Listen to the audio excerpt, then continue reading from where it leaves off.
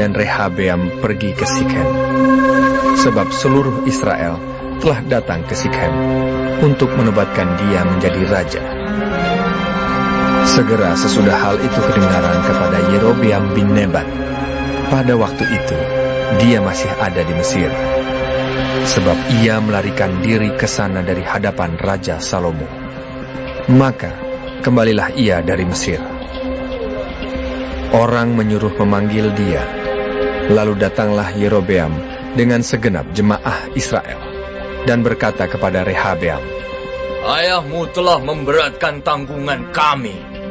Maka sekarang ringankanlah pekerjaan yang sukar yang dibebankan ayahmu, dan tanggungan yang berat yang dipikulkannya kepada kami, supaya kami menjadi hamba." Tetapi ia menjawab mereka, "Pergilah sampai lusa, kemudian kembalilah kepadaku." Lalu pergilah rakyat itu.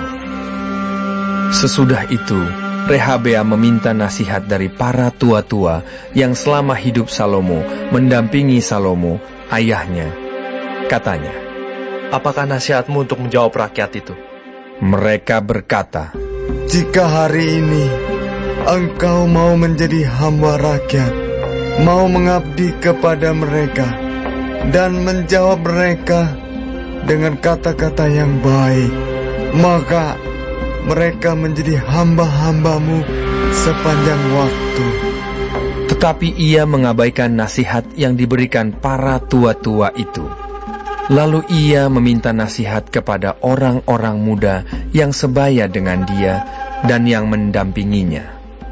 Katanya kepada mereka, "Apakah nasihatmu supaya kita dapat menjawab rakyat yang mengatakan kepadaku, 'Ringankanlah tanggungan yang dipikulkan kepada kami oleh ayahmu'?" Lalu orang-orang muda yang sebaya dengan dia itu berkata, "Beginilah harus kau katakan kepada rakyat yang telah berkata kepadamu, 'Ayahmu telah memberatkan tanggungan kami, tetapi engkau ini berilah keringanan kepada kami.' Beginilah harus kau katakan pada mereka, 'Kelingkingku lebih besar daripada pinggang ayahku. Maka sekarang, ayahku telah membebankan kepada kamu tanggungan yang berat, tetapi aku akan menambah tanggungan kamu. Ayahku telah menghajar kamu dengan cambuk, tetapi aku akan menghajar kamu dengan cambuk yang berduri besi." Pada hari lusanya, datanglah Yerobeam dengan segenap rakyat kepada Rehabeam, seperti yang dikatakan raja. "Kembalilah kepadaku pada hari lusa." Raja menjawab rakyat itu dengan keras. Ia telah mengabaikan nasihat yang diberikan para tua-tua kepadanya. Ia mengatakan kepada mereka menurut nasihat orang-orang muda, "Ayahku telah memberatkan tanggungan kamu, tetapi aku akan menambah tanggunganmu itu. Ayahku telah mengajar kamu dengan cambuk, tetapi aku akan mengajar kamu dengan cambuk yang berduri besi." Jadi raja tidak mendengarkan permintaan rakyat, sebab hal itu merupakan perubahan yang disebabkan Tuhan, supaya Tuhan menepati firman yang diucapkannya dengan perantaraan Ahia, orang Silo, kepada Yerobeam bin Nebat. Setelah seluruh Israel melihat bahwa raja tidak mendengarkan permintaan mereka, maka rakyat menjawab raja, "Bagian apakah kita dapat daripada Daud? Kita tidak memperoleh warisan dari anak Isai itu. Ke kemahmu, hai orang Israel. Uruslah sekarang rumahmu sendiri, hai Daud." Maka pergilah orang Israel ke kemahnya, sehingga Rehabeam menjadi raja hanya atas orang Israel yang diam di kota-kota Yehuda. Kemudian Raja Rehabeam mengutus Adoram yang menjadi kepala Rodi. Tetapi seluruh Israel melontari dia dengan batu sehingga mati. Bahkan Raja Rehabeam hampir-hampir tidak dapat menaiki keretanya untuk melarikan diri ke Yerusalem. Demikianlah mulanya orang Israel memberontak terhadap keluarga Daud sampai hari ini. Segera sesudah seluruh Israel mendengar bahwa Yerobeam sudah pulang, maka mereka menyuruh memanggil dia ke pertemuan jemaah. Lalu Mereka menobatkan dia menjadi raja atas seluruh Israel.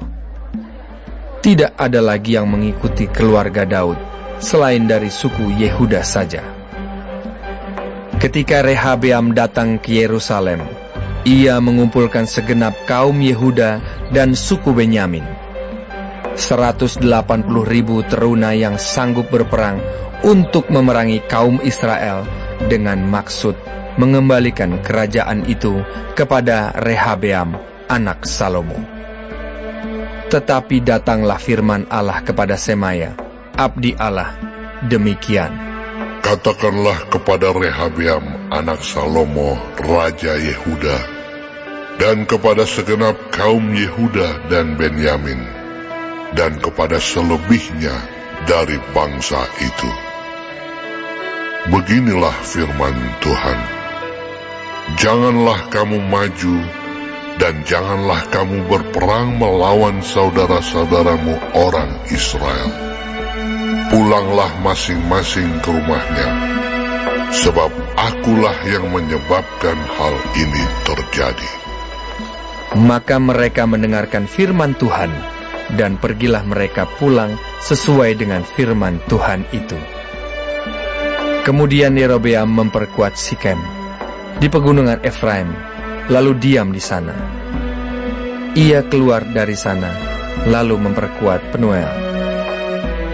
Maka berkatalah Yerobeam dalam hatinya, Kini mungkin kerajaan itu kembali kepada keluarga Daud.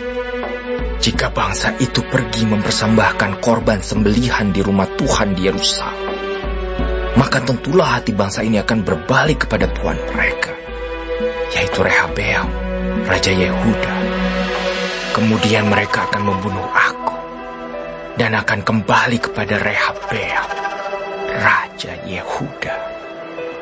Sesudah menimbang-nimbang, maka raja membuat 2 anak lembu jantan dari emas, dan ia berkata kepada mereka, Sudah cukup lamanya kamu pergi ke Yerusalem.